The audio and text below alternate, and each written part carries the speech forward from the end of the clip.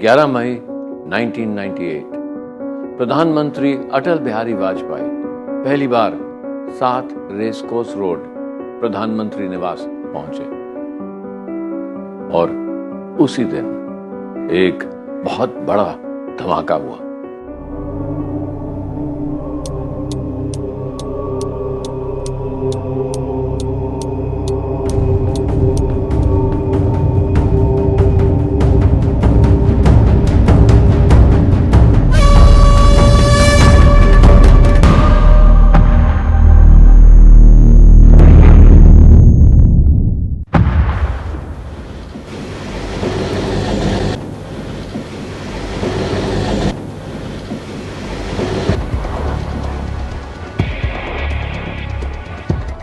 Today at 15:45 hours, India conducted 3 underground nuclear tests in the Pokhran range.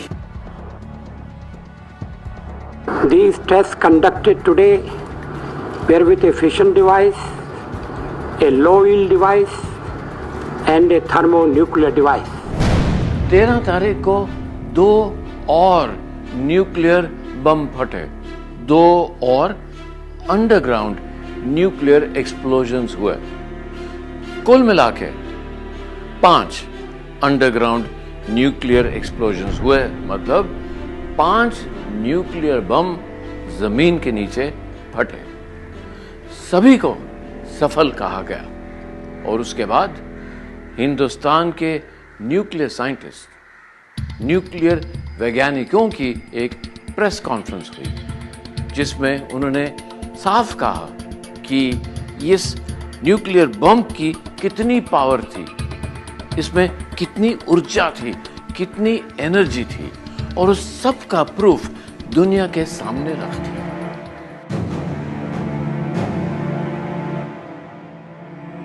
DRDO and DAE have effectively and efficiently coordinated and integrated their respective technological strength in the national mission to confront the country with the capability to vacate the nuclear threats.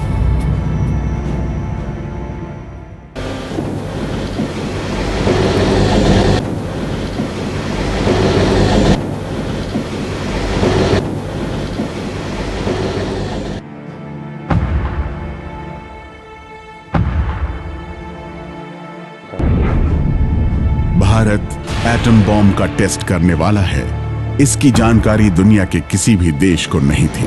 Bharat atomic test न करे, इसके लिए America सख्त निगरानी रखता था।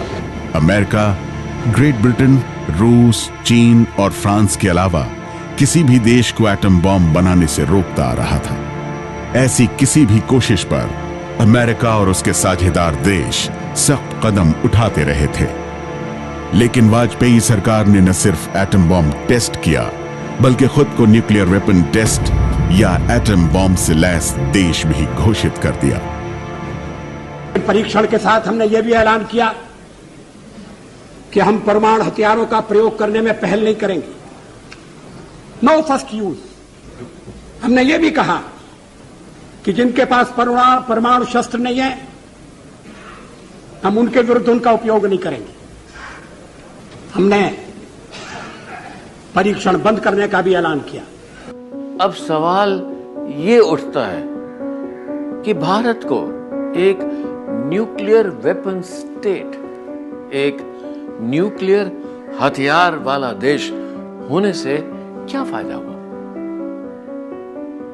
क्या बेरोजगारों को नौकरियां और मिलनी शुरू हो गई?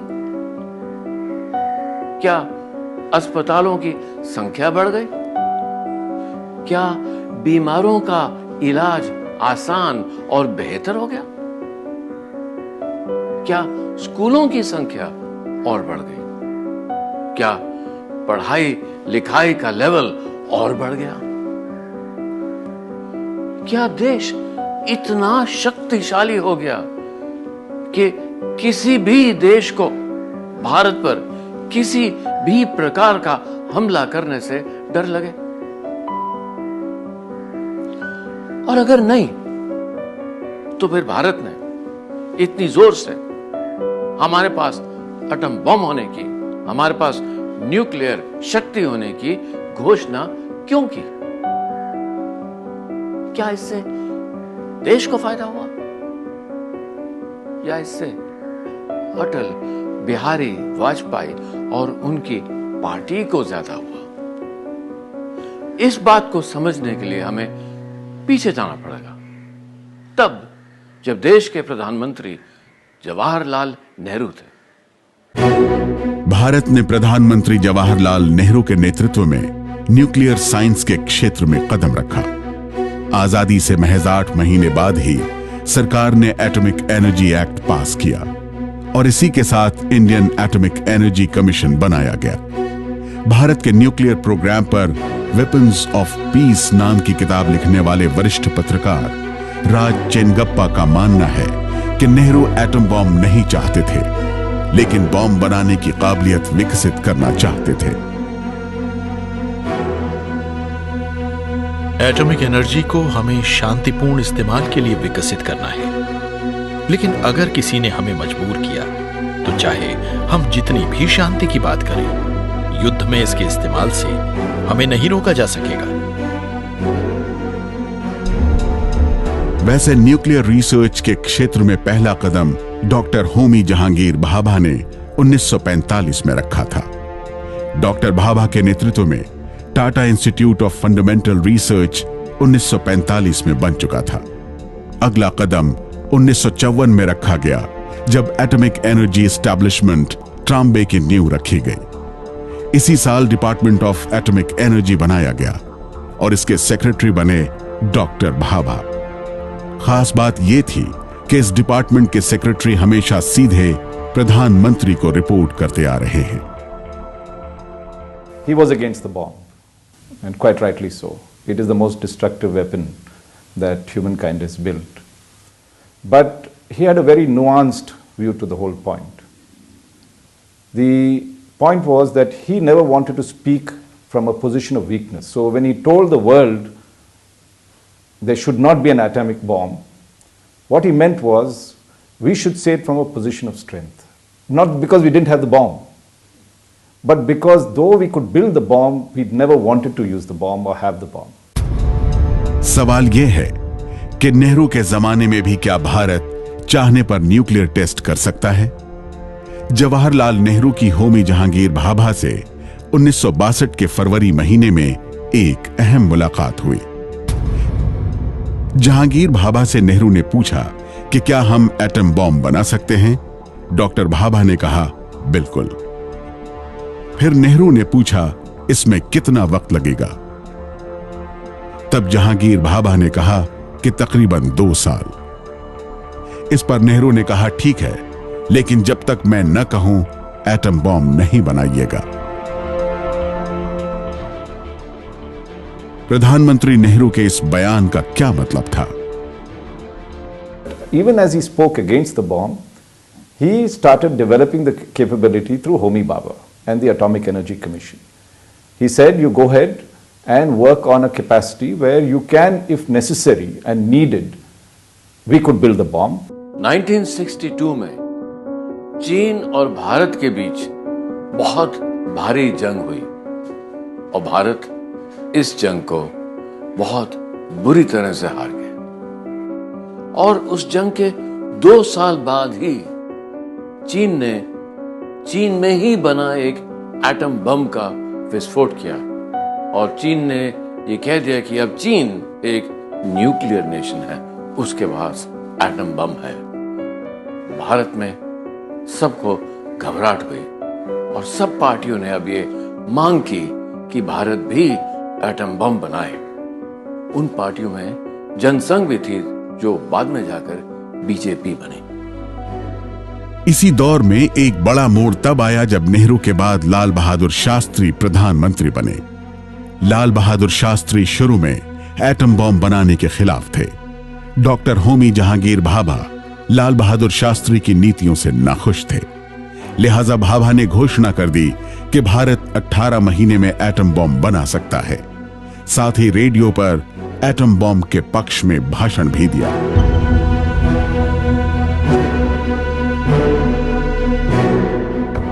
पर्याप्त संख्या में एटमी हथियारों से लैस मुल्क को खुद से बड़े और शक्तिशाली देश के हमले से सुरक्षा मिलती है। सुरक्षा का यह सस्ता विकल्प है। मतलब देश के सबसे बड़े वैज्ञानिक डॉक्टर भाभा और प्रधानमंत्री शास्त्री ने अलग अलग राह पकड़ ली, लेकिन भाभा के बयानों से लाल बहादुर शास्त्री अपनी कांग्रेस पार्टी में ही अलग थलग पड़ गए। इसी साल नवंबर महीने में लोकसभा में इस पर जबरदस्त बहस हुई। जनसंघ ने 27 नवंबर को एटम बॉम्ब बनाने के पक्ष में प्रस्ताव रखा। हालांकि प्रस्ताव गिर गया, लेकिन लाल बहादुर शास्त्री को अपना रुख बदलना पड़ा।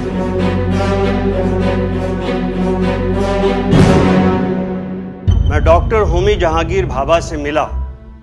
डॉक्टर भाभा चाहते हैं कि भारत इंजीनियरिंग के क्षेत्र में इस्तेमाल के लिए शांतिपूर्ण न्यूक्लियर डिवाइस विकसित करे। मेरी और डॉक्टर भाभा की यही राय है कि इस काम को हमें करना चाहिए।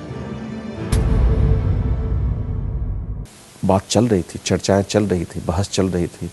60 के दशक में कसकर चर्चा चली और उस समय जो वैचारिक नींव थी बम की, मूलतः उसी समय में रखी गई थी।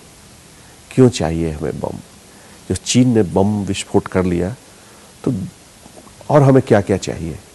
क्या हम न्यूक्लियर प्रोटेक्टिव अम्ब्रेला जिसे कहते हैं, छतरी, परमाणु छतरी, जिसके अंदर कई देश जो कि परमाणु बम नहीं बनाए हैं, जैसे जापान है, साउथ कोरिया है, ऑस्ट्रेलिया है, इन लोगों ने परमाणु छतरी ले ली। इन्हें अमेरिका जैसा देश उन्हें सुरक्षा प्रदान करता है। हमने भी प्रयास किया, लेकिन हमें वो उसके नहीं एश्योरेंस नहीं दिया गया। तो हमें हमारे लिए छोड़ दिया गया रास्ता। हमें अपना रास्ता खुद तय करना था। 1965 की लड़ाई के बाद लाल बहादुर शास्त्री की मृत्यु हो गई और उसी साल हवाई दुर्घटना में डॉक्टर होमी जहांगीर भाभा का भी निधन हो गया। लाल बहादुर शास्त्री की जगह इंदिरा गांधी सत्ता में आई और डॉक्टर भाभा की जगह doctor Vikram Sarabhai.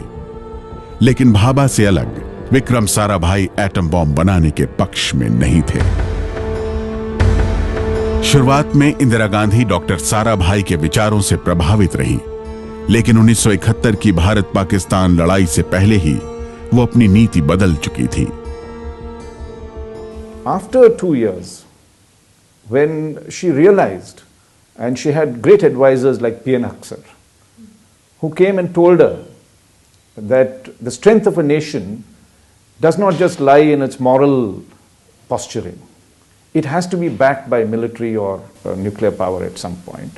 And large nations will listen to you only if you have the capability of doing this. So do not stop the program. So secretly, she cleared the program in 1968. 7 September 1972 Indira Gandhi Bhabha atomic research centre गईं। दौरे पर उन्हें लकड़ी से बना atom bomb का model दिखाया गया और इसके तकरीबन 2 साल बाद भारत ने राजस्थान के पोखरण में पहला परमाणु परीक्षण कर डाला। दिन था बुद्ध पूर्णिमा का और कहा गया, बुद्धा इज स्माइलिंग। 18 मई 1974 में इंदिरा गांधी की सरकार ने पोखरण में एक परमाणु विस्फोट तो किया, एक न्यूक्लियर एक्सप्लोजन तो किया, लेकिन दुनिया से यह कहा कि ये एक पीसफुल न्यूक्लियर एक्सप्लोजन है, न्यूक्लियर टेस्ट है। इसका एटम बम से कोई लेना देना नहीं है। लेकिन दूसरे देश के लोग अब ये समझने लगे कि हिंदुस्तान एटम बम तो बना रहा है, लेकिन सबसे छुपा छुपा के। उन्होंने हिंदुस्तान को अब एक कोवर्ट न्यूक्लियर पावर कहना शुरू कर दिया। भारत के एटॉमिक प्रोग्राम में अगला बड़ा मोड़ आया नरसिम्हा राव सरकार के वक्त।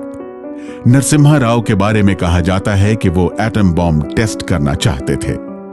नरसिम्हा राव ने वैज्ञानिकों को तैयारी करने का निर्देश दिया था। इसमें थर्मोन्यूक्लियर या हाइड्रोजन बम भी शामिल था। लेकिन क्या आदेश सिर्फ तैयार रहने के लिए था और भारत की जरूरत क्या थी? Narasimha Rao ji's orders were that you will build and keep everything ready, and if I give you the order, you must be able to do it in 10 days' time. But he had a very clear policy with it. His thing was, I do not want, as it happened in 1974 when scientists said that we've lowered the weapon already and we must do a test whether you want to do a test or not. The scientists will not determine the timing of the test. The timing of the test has to be determined by political, strategic, international reasons. America को भनक मिल गई थी और वो satellites pictures ने preparation का तैयारी कर ले लिया था और उस तैयारी उसने भारत सरकार को सूचना प्रस्तुत कर दी थी कि आप इस तरह की गतिविधि करने जा रहे हैं। लेकिन क्या भारत ने निर्णय उसके चलते लिया या नहीं लिया, इस पर अभी कोई भी चीज़, कोई बात डिसाइसिव नहीं है।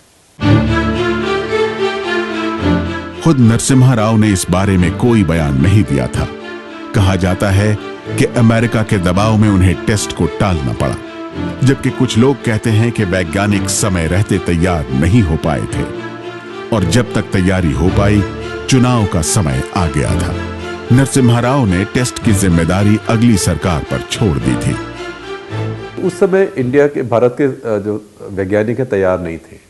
उस समय बम तैयार नहीं था, लेकिन उनको बहुत प्रेशर था अमेरिका से कि उसको रोल बैक किया जाए, क्योंकि ये क्लिंटन का फर्स्ट जो टेन्योर था उसमें बहुत नॉन प्रोलिफरेशन वालों का जोर था इंडिया के ऊपर, और वैज्ञानिकों को 6 महीने से 1 साल और चाहिए था। तो उन्होंने अपने तरीके साम दाम दंड भेद सब इस्तेमाल करके और अमेरिका को टाल दिया और बेवकूफ़ी बनाया। और उन्होंने अटल जी से कहा भी था कि जब उनको हैंडओवर एक तरह से कर रहे थे, हैंडओवर तो उन्होंने डायरेक्टली थोड़े दिन के लिए किया था, 13 दिन के लिए, पर तभी भी उनको समझाया कि देखिए मैंने सारी सामग्री अब तैयार कर दी है, क्योंकि वैज्ञानिकों को समय चाहिए था, अब आप कर लीजिएगा। स्वर्गीय श्री नरसिम्हा राव पद छोड़ करके अटल जी को संभालने पद दे रहे थे, तब कहा भी था, संकेत में कहा था, मैं नहीं कर पाया तुम कर देना। नरसिम्हा राव की सरकार के बाद आई 13 दिन की अटल बिहारी वाजपेयी की सरकार। क्या अटल बिहारी वाजपेयी ने सरकार में आते ही अपने 30 साल पुराने एजेंडे को सबसे पहले पूरा करने की कोशिश की? इतने कम दिनों के भीतर क्या वाजपेयी सरकार एटम बम के टेस्ट का बड़ा फैसला कर चुकी थी? Narasimha Rao ji had decided before he lost the elections that everything should be ready, that if he gave an order, within 10 days there should be a test. When Vajpayee ji took over for the first time as Prime Minister, to everyone's surprise, he gave the order within 2 days of it, the test. And so within 12 days, his government went into a minority government. He was not able to win the vote in parliament. He had ordered the weapons to be lowered. When he lost the vote, the weapons were still underground. 13 दिन की वाजपेयी सरकार atom bomb test को लेकर कितनी गंभीर थी, इसका अंदाजा सरकार में वित्त मंत्री रहे जसवंत सिंह की किताब अ कॉल टू ऑनर से भी मिलता है। वाजपेयी ने पहली बार मुझसे इस बारे में 1996 में बात की। मुझे फाइनेंस मिनिस्टर बनाया गया था। एक दिन वो मुझे किनारे पर ले गए और मुझसे कहा कि काश हमारे पास कुछ और वक्त होता। न्यूक्लियर टेस्ट की सारी तैयारियां हो चुकी हैं। देश के वैज्ञानिक इसके लिए पूरी तरह तैयार हैं। लेकिन जैसे ही उन्हें ये पता चला कि अब हमारी सरकार ज्यादा दिन नहीं रहेगी, उन लोगों ने अपना इरादा बदल दिया।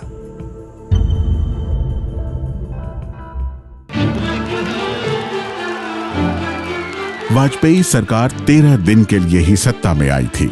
इस बीच अगर वो एटम बॉम्ब का टेस्ट करती तो इसका क्या असर होता, इसके बारे में तो फिलहाल सिर्फ अंदाजा ही लगाया जा सकता है। 18 मार्च 1998 को वाजपेयी दोबारा प्रधानमंत्री बने। प्रधानमंत्री पद की शपथ लेने से पहले ही वाजपेयी ने एपीजे अब्दुल कलाम से मुलाकात की। कहा जाता है कि इस मुलाकात में कलाम को न्यूक्लियर टेस्ट के लिए नहीं बल्कि मंत्री बनने का ऑफर दिया गया। कलाम ने यह ऑफर ठुकरा दिया था, लेकिन जल्द ही एक बड़ा फैसला हुआ। कलाम और एटॉमिक एनर्जी कमीशन के चेयरमैन आर चिदम्बरम से उनकी दूसरी मुलाकात शपथ लेने के 2 दिन बाद हुई। इस बैठक में कलाम ने मिसाइल प्रोग्राम के बारे में बताया, जबकि चिदम्बरम ने न्यूक्लियर प्रोग्राम के बारे में ब्रीफिंग दी।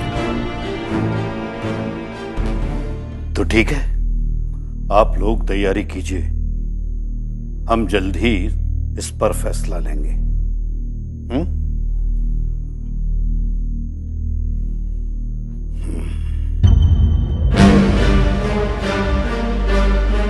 वाजपेयी ने 20 मार्च की अहम बैठक में तैयारी करने के लिए कहा था, लेकिन टेस्ट के लिए हरी झंडी नहीं दी थी।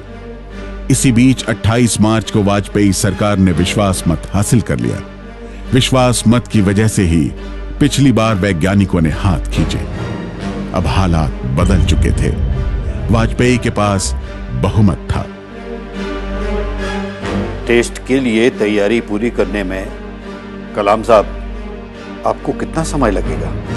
अगर आप हमें आज ऑर्डर देते हैं तो 30वें दिन हम टेस्ट कर सकते हैं। मतलब 10 मई को हम लोग टेस्ट कर सकते हैं। तो ठीक है, आप लोग आपस में विचार विमर्श कर लीजिए और ब्रजेश मिश्रा जी के संपर्क में रहकर टेस्ट की डेट भी फाइनल कर लीजिए। अगले दिन वैज्ञानिकों की प्रधानमंत्री के प्रिंसिपल सेक्रेटरी ब्रजेश मिश्रा के साथ मीटिंग हुई। पहले 10 मई को टेस्ट करने का प्लान था, लेकिन 26 अप्रैल से 10 मई तक राष्ट्रपति लैटिन अमेरिका की यात्रा पर थे।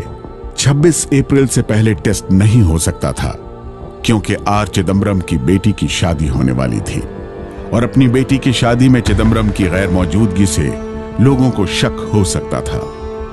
सोच विचार कर 11 मई की तारीख तय हुई। यह दिन भी बुद्ध पूर्णिमा का था और इसे ऑपरेशन शक्ति का नाम दिया गया। एटम बॉम्ब के विस्फोट का फैसला आजाद भारत के सबसे बड़े फैसलों में से एक था और ऑपरेशन शक्ति हमेशा के लिए दुनिया में भारत के पोजीशन को बदलने वाला था। Any decision to take a test is a huge step, which is both strategic and political. Vajpayee ji demonstrated that decisiveness. That is his greatness. That given all the options, many people would have pulled back. Narasimha Rao ji thought, and he said, I don't want to do it. There have been many prime ministers like that. Mrs. Gandhi thought. Second time, she didn't want to do the test in 1981, 82, when we had it ready. She was to do a test. Rajiv Gandhi, when he became prime minister, he thought, but he said, the most important thing is weaponization.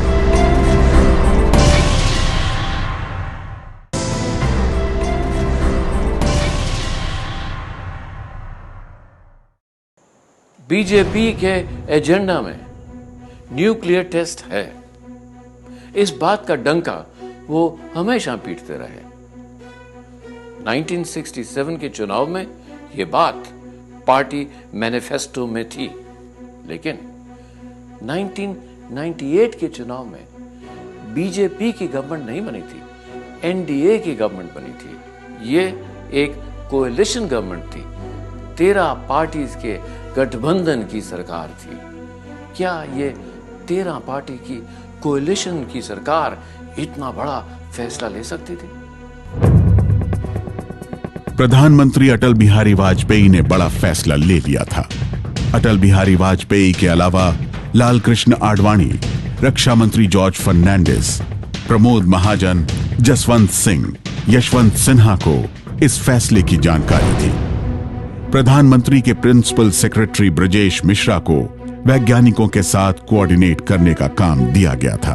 प्रधानमंत्री के scientific adviser APJ Abdul कलाम और atomic energy commission के chief are Chidambaram इस operation के chief coordinator बनाए गए। कलाम के सहयोगी रहे डीआरडीओ के डॉक्टर संथानम को टेस्ट साइट प्रिपरेशन यानी पोखरण में परीक्षण की जगह की तैयारी का जिम्मा दिया गया।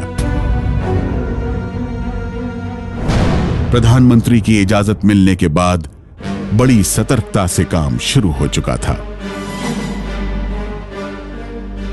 अमेरिकी खुफिया सैटेलाइट की वजह से रात में ही काम करना पाता था। The plan was, how can we beat the satellite, keep it secret, and if you sent word around that you were doing it, that means the army comes, everybody comes, you know, India, everyone talks. So I think one of the greatest credits is how you kept that whole test secret. And the way they did it was that they had code words for everything. So when they made phone conversations, they would never say this is the test site, they would say this is White House, this is the Taj Mahal, this was this, so that the code words would never work, never be detected by the others. They did all the work in the night. And it is the most difficult thing to do because in the desert, the breeze blows and the sands align themselves according to the wind. So if you dug something up, that will show up straight away like a big gash, like a wound in the earth. So what they did was that every night they'd work. They would then, in the morning, early morning, before the satellite could see what is happening, they would cover the sand and align it according to that and put the bush where it was. Operation शक्ति से जुड़े वैज्ञानिक कभी भी एक साथ सफर नहीं करते थे। वो कभी भी सीधे पोखरण नहीं आते थे। वैज्ञानिक आर्मी यूनिफॉर्म में रहते थे। आप इस तस्वीर में देख सकते हैं कि आर्मी के ड्रेस में कलाम और चिदम्बरम दिखाई दे रहे हैं। सभी वैज्ञानिकों के कोड नेम थे। Major general Prithviraj, APJ Abdul Kalam इसी नाम से जाने जाते थे, जबकि आर चिदम्बरम का कोड नेम था नटराज। दोनों आर्मी की यूनिफॉर्म में रहते थे। The idea was that it was an army range. If there was a huge influx of civilian people, a lot of civilian people came in there, immediately the satellite would pick up and know that there is more people that is there. So they all wore army uniforms. So when they came in, they looked like army people. The satellite was not able to do it.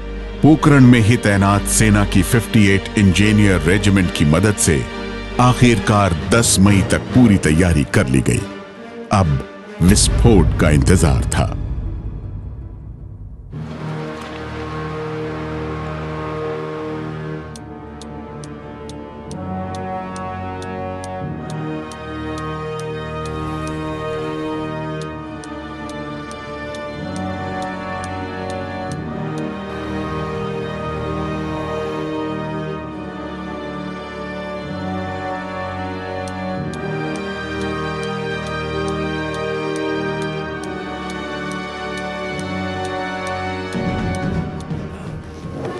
Test का क्या हुआ? नहीं, अभी नहीं। अभी हवा का रुख दूसरे गांव की तरफ है। साइंटिस्ट लोग इंतजार कर रहे हैं।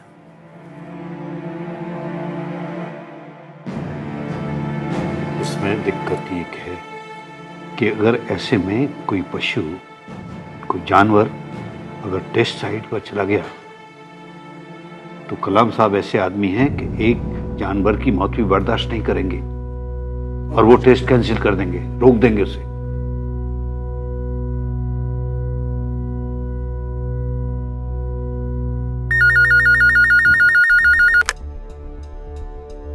हेलो, हाँ ठीक है। Test has been successfully conducted. Nuclear test सफल रहे। ठीक 3:45 पर टेस्ट हुए। अटल जी, सचमुच आपने बहुत हिम्मत का काम किया है। ये राष्ट्र के लिए बहुत आवश्यक था।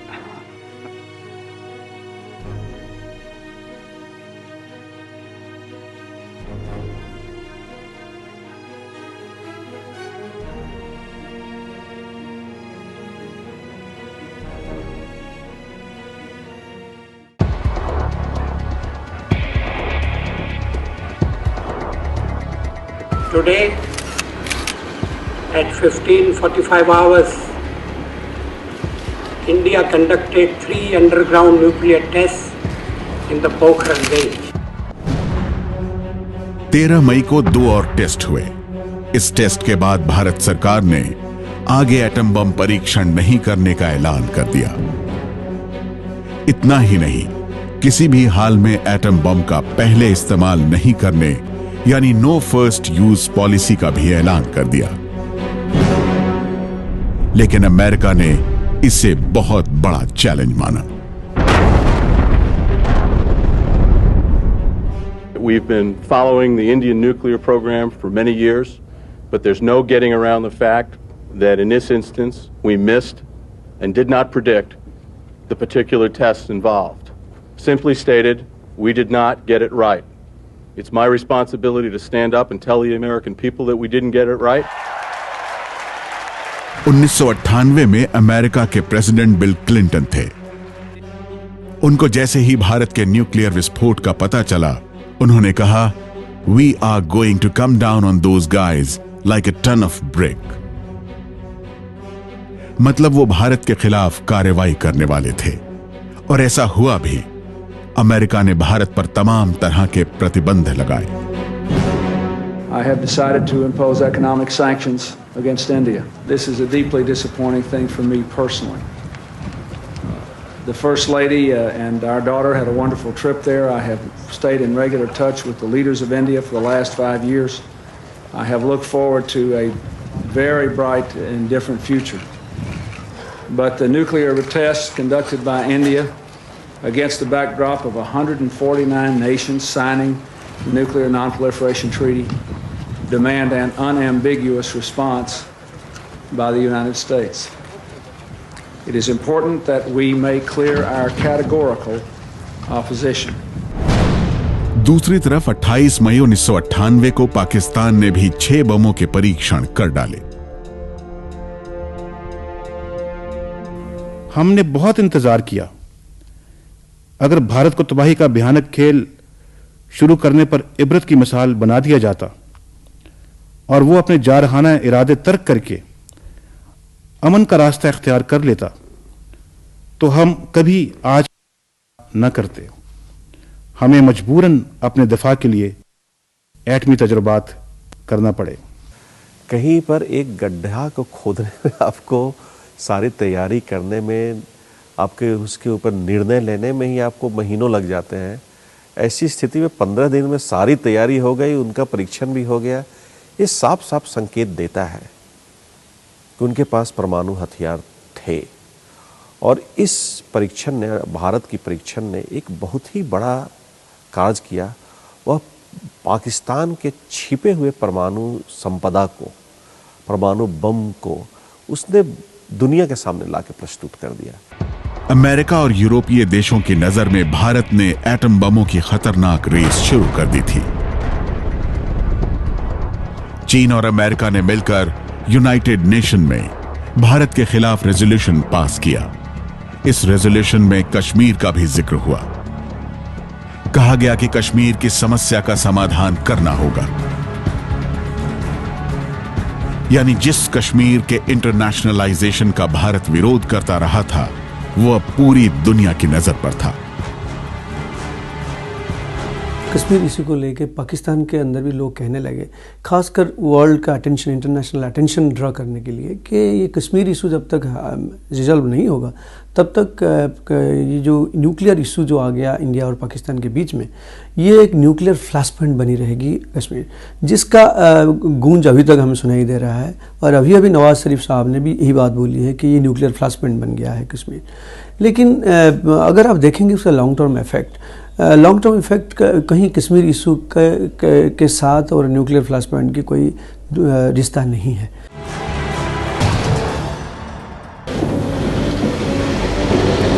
भारत पाकिस्तान के बीच एटम बॉम्ब टेस्ट के बाद माहौल तनाव भरा रहा, लेकिन हालात जल्द ही बदल गए।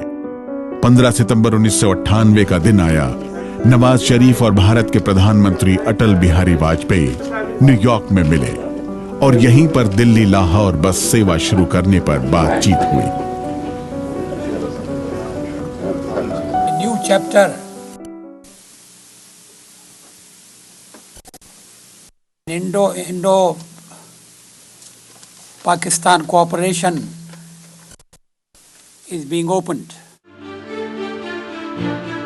अगले साल फरवरी महीने में वाजपेयी लाहौर की यात्रा पर बस से गए।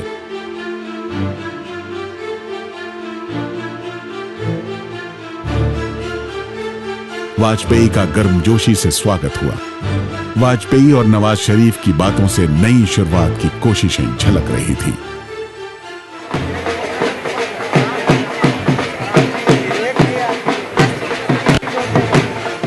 My message to the people of Pakistan will be short and simple. Put aside the bitterness of the past. Together, let us make a new beginning. I have underscored to Prime Minister Vajpayee the immense potential of building a mutually beneficial cooperative relationship once we achieve a final settlement of Jammu and Kashmir issue. लेकिन जल्द ही हालात बदलने वाले थे और इसका अंदाजा न भारत के प्रधानमंत्री अटल बिहारी वाजपेयी को था और न ही पाकिस्तान के प्रधानमंत्री नवाज शरीफ को।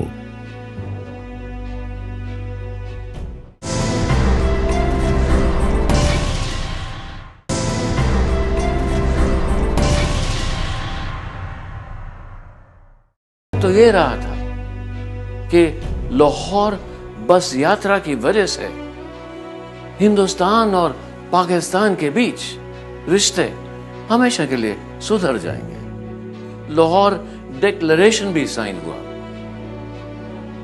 लेकिन उसी वक्त उसके बीच पाकिस्तानी सेना के 200 जवान हिंदुस्तान और पाकिस्तान की सीमा को पार करके, लाइन ऑफ कंट्रोल को पार करके कारगिल की सुनसान पहाड़ियों में पहुंचे और वहां जाकर उन्होंने 10 हिंदुस्तानी चौकियों पर कब्जा कर लिया।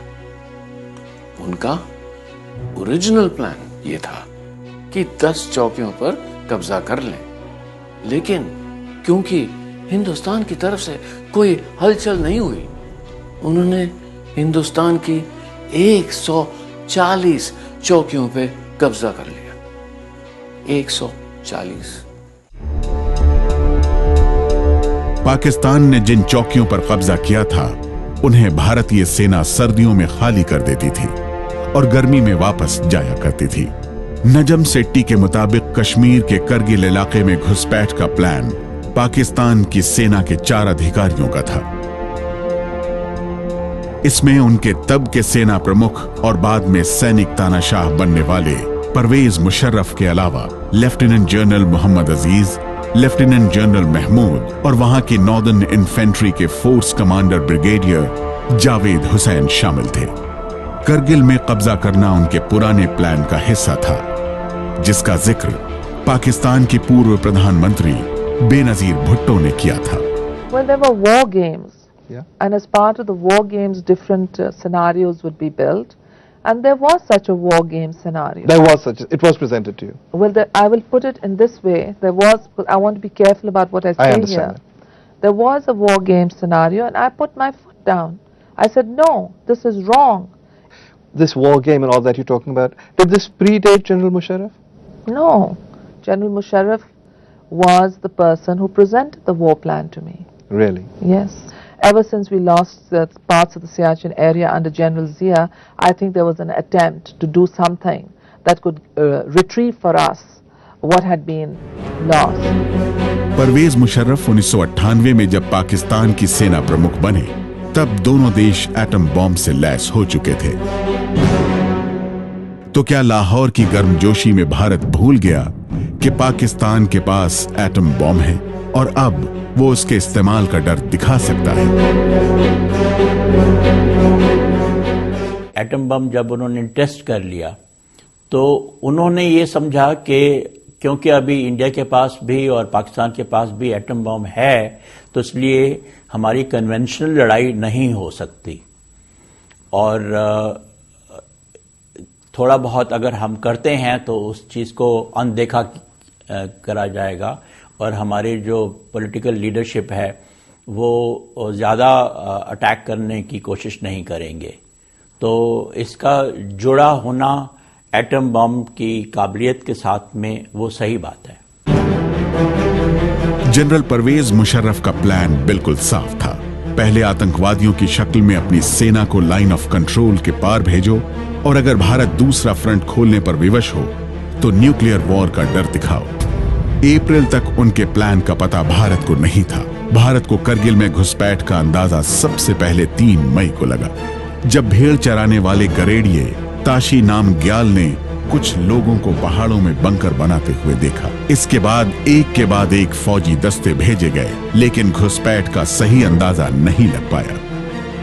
शुरू में असेसमेंट जो थी वो काफ़ी गलत रही, और जब तक वो असली पता लगा मई के दूसरे और तीसरे हफ्ते में, तब भी असेसमेंट यही थी कि 80 से 100 हो सकते हैं, फिर 200 हो सकते हैं, 400 हो सकते हैं।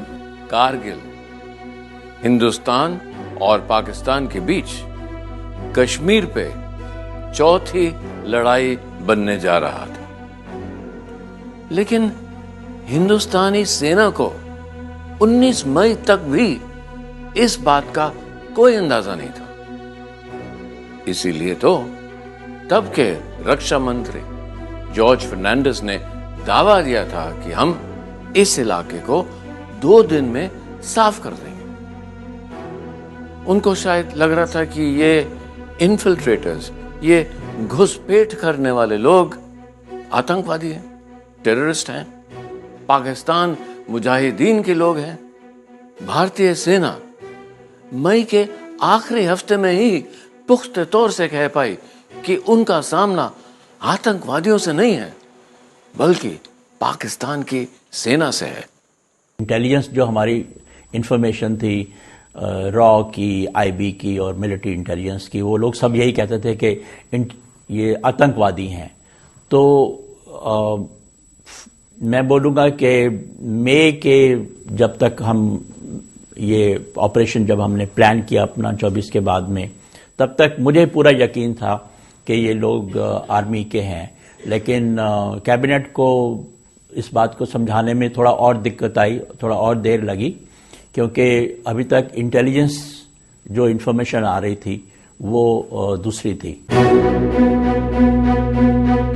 हालात बिगड़ रहे थे। उधर पाकिस्तान कहता रहा कि घुसपैठिए कश्मीरी उग्रवादी हैं, पाकिस्तान का उनसे कुछ लेना देना नहीं है। मेरे नजदीक कारगिल पर मुजाहिदीन के कब्जे का बुनियादी मकसद आलमी रायआमा को मसला कश्मीर की तरफ मुतवज्जे करना था, जो कि एक मुद्दत से बेइतनाई का मुजाहरा कर रही थी। इस मकसद में वो पूरी तरह कामयाब हुए, और उन्होंने हमारे इस मौकफ को भी अमली तौर पर साबित कर दिया कि मसला कश्मीर न्यूक्लियर फ्लैश पॉइंट है।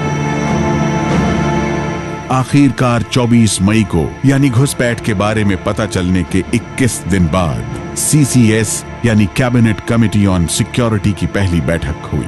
इस बैठक में एक बहुत बड़ा फैसला लिया गया। जो कैबिनेट की मीटिंग हुई थी उसको बीच में मैंने ही प्रेजेंटेशन दिया था। उस वक्त मैं आर्मी चीफ और chairman chief of staff committee था। सर, कारगिल सेक्टर के बटालिक कक्सर, द्रास और मशकोह में पाकिस्तानी सेना ने घुसपैठ की है, और पाकिस्तानी सेना इन इलाकों में परमानेंट कब्जे के इरादे से पहुंची है। जैसा कि पहले माना जा रहा था कि कब्जा आतंकवादियों ने किया है, ऐसा बिल्कुल नहीं है। मुजाहिदीन कभी भी जमीन पर कब्जा करके नहीं बैठते हैं। ये काम पाकिस्तानी सेना का है।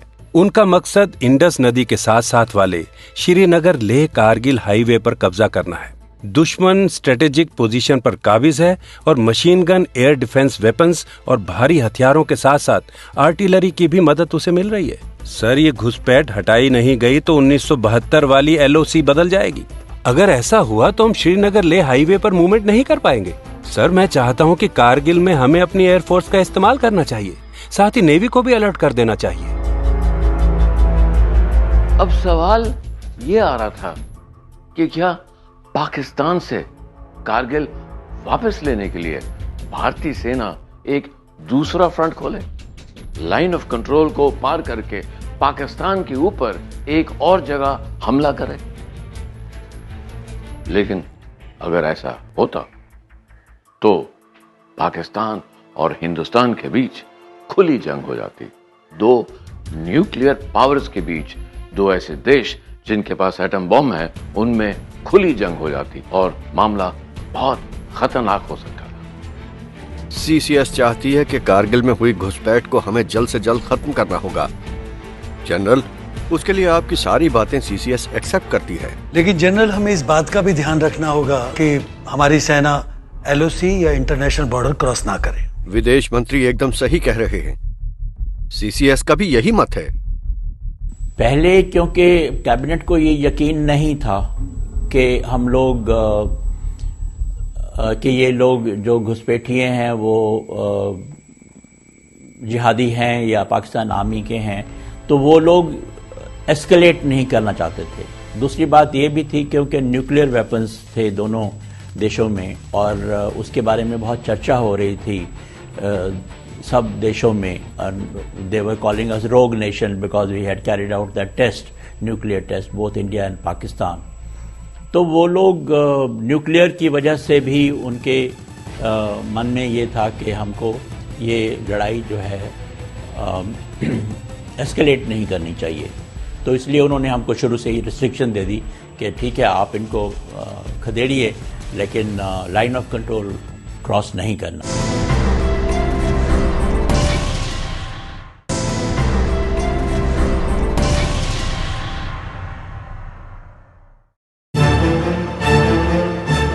जब वाजपेयी सरकार ने करगिल से पाकिस्तान की फौज को निकालने का फैसला किया, तब वो बहुमत खो चुकी थी। देश में चुनाव का माहौल था, लेकिन सरकार बड़े फैसले लेने के लिए विवश थी। सरकार ने हवाई ताकत के इस्तेमाल का भी फैसला किया था। ये एक बहुत बड़ा फैसला था, लेकिन भारतीय वायुसेना को किसी भी हाल में एलओसी पार करने की इजाजत नहीं थी। एक चीज कहते हैं ना, इनिशिएटिव इन वॉर, इसको कैप्चर करना पड़ता है। ये हमें कहा गया कि हम एलओसी क्रॉस नहीं करेंगे, तो initiative pass to the enemy immediately. उनको पता था कि उनके लिए कोई डिफेंस करने की जरूरत ही नहीं है, हम जाएंगे नहीं, and this was announced to all concerned.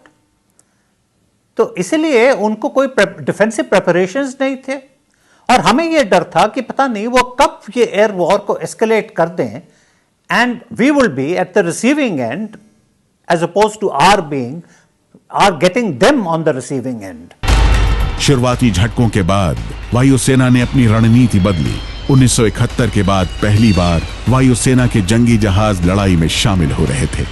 इस ऑपरेशन को सफेद सागर नाम दिया गया। MiG-29 हवा में दूसरे विमानों को सुरक्षा देता था। भारतीय वायु क्षेत्र में रहकर विमानों ने वो काम किया जो अब तक दुनिया की किसी भी वायुसेना ने नहीं किया था। 13,000 फुट से 18,000 फुट की ऊंचाई पर छिपे पाकिस्तानी फौज को चुन चुन कर निशाना बनाया गया। पहली बार लेजर गाइडेड बम का इस्तेमाल हुआ।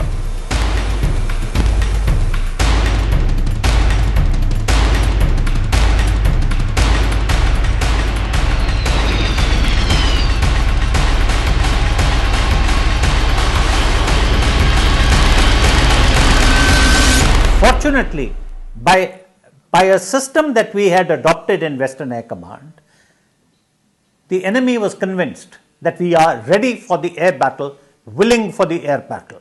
आप आओ, हम आपसे लड़ाई करने के लिए तैयार हैं, and we are waiting for it. वो नहीं आया। वायुसेना के विमानों ने आसमान से कैसा काम किया, इसका अंदाजा पाकिस्तानी फौजियों के रेडियो संदेश को सुनकर लगाया जा सकता था। हिंदुस्तानी हवाई फौज ने नाक में दम कर दिया है। एक हवाई जहाज जाता है और दूसरा आता है और 20-20 मिनट ऊपर नाचता है। 40% फौज और सामान हलक और तबाह हो चुका है। आगे जाना तो क्या, पीछे मुड़ना भी मुश्किल हो गया। इसके साथ भारत ने जल्द ही दुनिया के सामने पाकिस्तानी फौज की मौजूदगी के पुख्ता सबूत दे दिए। Direct involvement of the Pakistani army in these intrusions have been proved beyond doubt. With the recovery of an official Pak Army document, an identity card of a Pak soldier from the 4 Northern Light Infantry. भारतीय सेना के लिए जमीन पर हालात तब बदले जब तोलोलिंग पर कब्जा हुआ। कोई नाइट 12-13 को 2 राजरिफ ने आर्टिलरी की सपोर्ट के साथ ये ऑपरेशन लॉन्च किया और सुबह 13 तारीख को उन्होंने तोलोलिंग के ऊपर कब्जा कर लिया। ये सबसे बड़ा सक्सेस था हमारे लिए, क्योंकि आपको पता होगा कि कोई 2-3 हफ्ते तक कोई हमको सक्सेस नहीं मिल रहा था और तोलोलिंग एक ऐसा फीचर था जो रोड के ऊपर बड़ी अच्छी तरह डोमिनेशन कर रहा था। पाकिस्तान को घेरने के लिए भारत ने कई मोर्चे पर जंग छेड़ दी थी। राजनयिक एक तरफ काम कर रहे थे तो दूसरी तरफ रोज दिल्ली में वायुसेना, थल सेना और विदेश विभाग के प्रवक्ता प्रेस ब्रीफिंग करते थे। टेलीविजन के जरिए करगिल घर घर तक पहुंच रहा था। What you heard right behind you were the sound of Bofors guns directly targeting the top of Tiger Hills, the prelude to the final assault. Also going on simultaneously are multi-barrel rocket launchers also attacking the same positions on Tiger Hills.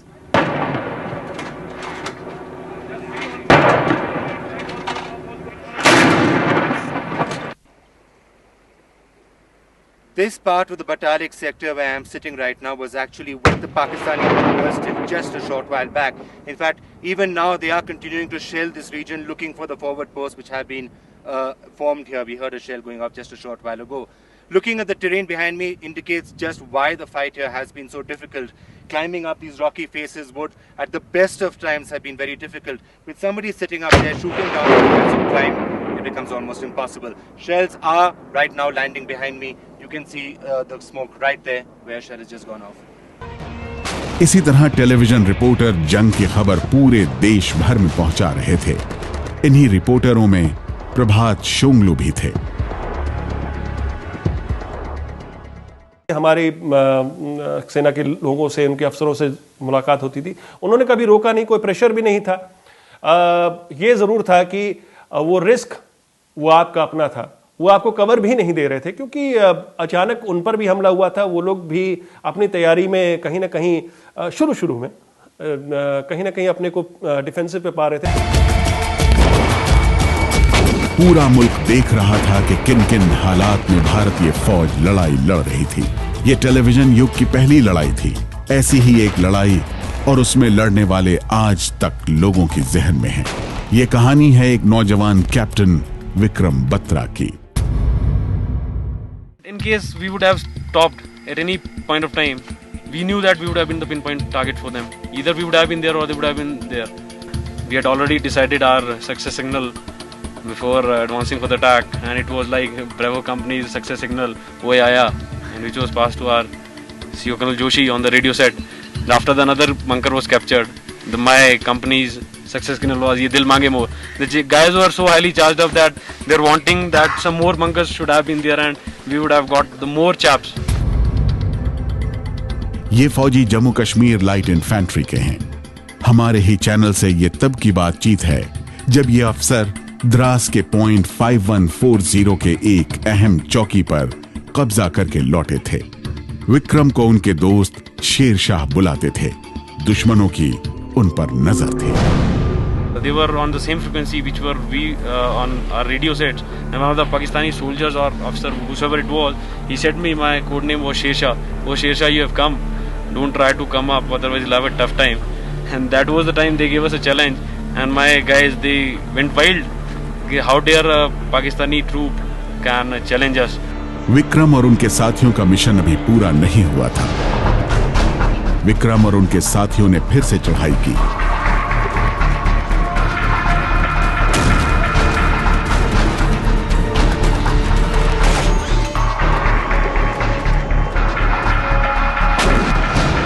जबरदस्त लड़ाई के बाद जीत मिली। Point 5140 पर तिरंगा लहराया।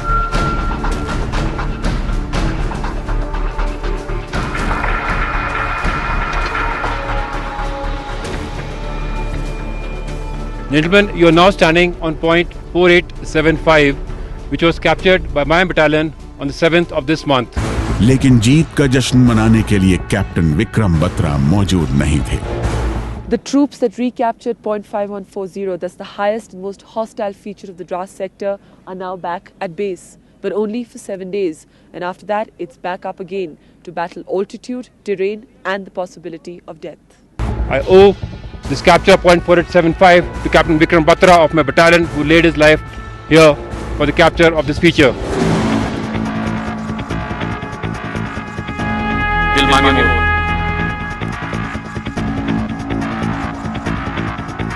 Captain Vikram Batra को मरणोपरांत परमवीर चक्र दिया गया।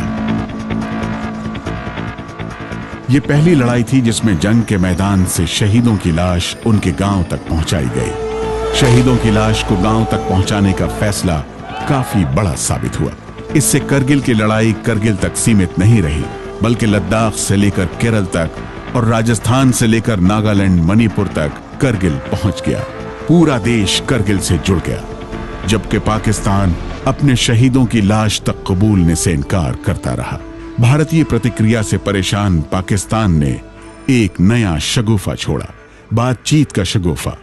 प्रधानमंत्री ने इसका जवाब 7 जून 1999 को देश भर को संबोधित करते हुए दिया। India is always open to talks, but the talks must have a definite, specific purpose. In the present instance, the subject is one and one alone, the intrusion, and how Pakistan proposes to undo it. इसी बीच एक बड़ा खुलासा हुआ। पाकिस्तान को आईना दिखाने के लिए भारत ने वो किया जो अब तक कभी नहीं हुआ था। 11 जून 1999 विदेश मंत्री जसवंत सिंह ने संवाददाता सम्मेलन बुलाया। सम्मेलन में एक टेप रिकॉर्डिंग सुनाई।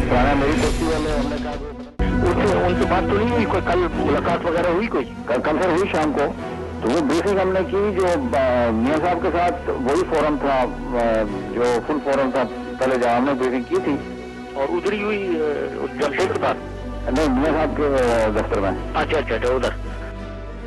चीन पाकिस्तान का मददगार रहा है, लिहाजा पहले परवेज मुशर्रफ फिर नवाज शरीफ मदद के लिए बीजिंग पहुंचे। नवाज शरीफ चीन से लौटने के बाद अमेरिकी मदद की कोशिश में लग गए। 1999 में ब्रूस रिडल अमेरिकी विदेश विभाग के महत्वपूर्ण अधिकारी थे। रिडल ने करगिल युद्ध के दौरान अमेरिका की डिप्लोमेसी के बारे में लिखा है। रिडल के मुताबिक 2 जून 1999 को शरीफ ने राष्ट्रपति क्लिंटन को फोन किया। शरीफ ने अमेरिका से हस्तक्षेप की मांग की। इसके जवाब में क्लिंटन ने कहा कि पहले पाकिस्तान करगिल से निकले और लाहौर शांति प्रक्रिया को आगे बढ़ाए। नवाज शरीफ से बातचीत के बाद क्लिंटन ने अटल बिहारी वाजपेयी को फोन किया। There was a telephone call yesterday to the Prime Minister from President Clinton late last evening.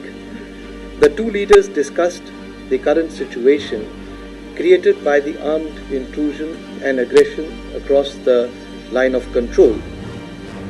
The Prime Minister conveyed India's well-known position, and President Clinton recognized the restraint exercised by India so far. Kargil में पाकिस्तान किसी तरह अपनी इज्जत बचाने की कोशिश कर रहा था। पाकिस्तान के हुक्मरान हार का ठीकरा अपने सर लेने से बचना चाहते थे। नवाज शरीफ ने 3 जून को दोबारा क्लिंटन को फोन किया। रिडल के मुताबिक शरीफ फोन पर हताश लग रहे थे और इस बार क्लिंटन से व्हाइट हाउस आकर अकेले में मुलाकात के लिए समय मांग रहे थे। क्लिंटन ने नवाज शरीफ को बड़े साफ शब्दों में कहा कि आप अमेरिका तभी आएं जब आप भारतीय क्षेत्र से बाहर निकलेंगे। अगर आप ऐसा नहीं कर सकते तो अमेरिका आने की जरूरत नहीं है। अब नवाज शरीफ बिन बुलाए अमेरिका पहुंच गए। सरकारी जहाज में नहीं, एक कमर्शियल जहाज में। अमेरिका को लगा कि क्या नवाज शरीफ कारगिल के मामले में नहीं, पर अपनी एक पॉलिटिकल असाइलम मांगने आए हैं, शरण मांगने आए हैं। और उसी वक्त उनको मालूम पड़ा कि पाकिस्तान की सेना न्यूक्लियर बॉम्ब को अपनी मिसाइल से जोड़कर हिंदुस्तान की तरफ मोड़ रही है, हिंदुस्तान की तरफ जा रही है। ऐसा लग रहा था कि पाकिस्तान अब हिंदुस्तान पे न्यूक्लियर हमला करने की तैयारी में है।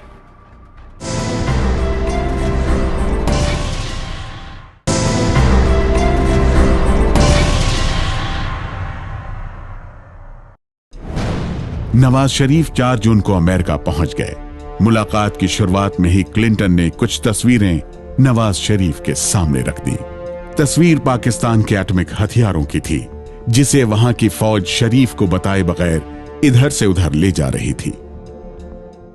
जो हमारे भी सामरिक विशेषज्ञ बोल रहे थे कि अब युद्ध समाप्त हो गया, अब युद्ध की संभावना नहीं है, सीमाओं को अब फिर से परिभाषित नहीं किया जा सकता है, यह सब एक छलावा है। युद्ध हो सकता है और कारगिल ने साबित किया। व्हाइट हाउस में मुलाकात लंबी चली। क्लिंटन ने साफ कहा कि पाकिस्तान या तो अपनी सेना को बिना शर्त पीछे बुलाए या फिर युद्ध का सारा दोष अपने सर पर लेने को तैयार रहे। सोच विचार के लिए मुलाकात कुछ देर के लिए रोकी गई। इसी दौरान क्लिंटन ने अटल बिहारी वाजपेयी को बातचीत का ब्यौरा देने के लिए फोन किया। भारत ने साफ कर दिया कि उसकी जमीन पर जब तक घुसपैठिए मौजूद हैं, युद्ध का अंत नहीं होगा।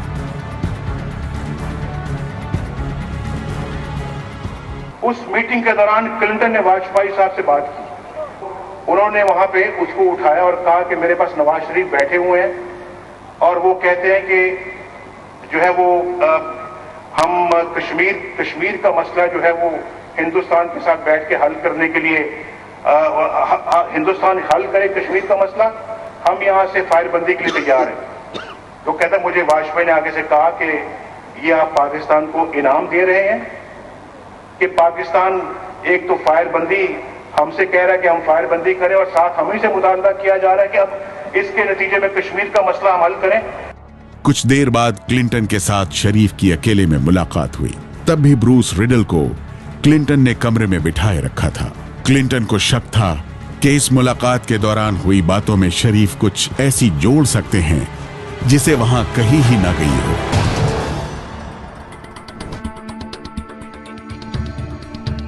आखिरकार हुआ वही जो हिंदुस्तान चाहता था।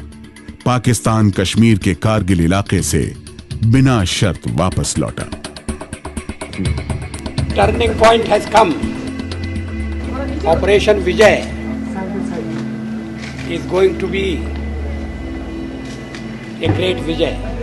2010 में आखिर पाकिस्तान ने मान लिया कि उनके कारगिल में 453 सैनिक मारे गए थे। हालांकि नवाज शरीफ ने कहा था कि उनके 4000 सैनिक मारे गए थे, लेकिन तब तक नवाज शरीफ पाकिस्तान के प्रधानमंत्री नहीं रहे थे, उनको निकाल दिया गया था। लेकिन पाकिस्तान में अभी भी ये सवाल पूछा जाता है कि पाकिस्तान को इस लड़ाई से, कारगिल की लड़ाई से क्या मिला।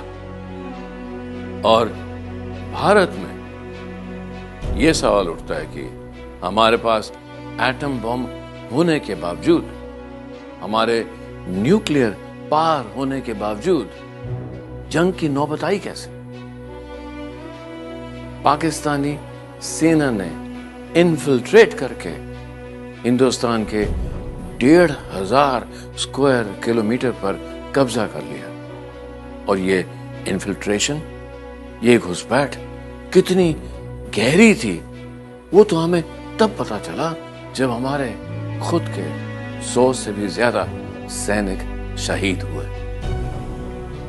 और हम तो ये सोच बैठे थे कि क्योंकि हमारे पास एटम बम है, क्योंकि हम न्यूक्लियर पावर हैं, तो हम पर कोई भी देश हमला नहीं करेगा।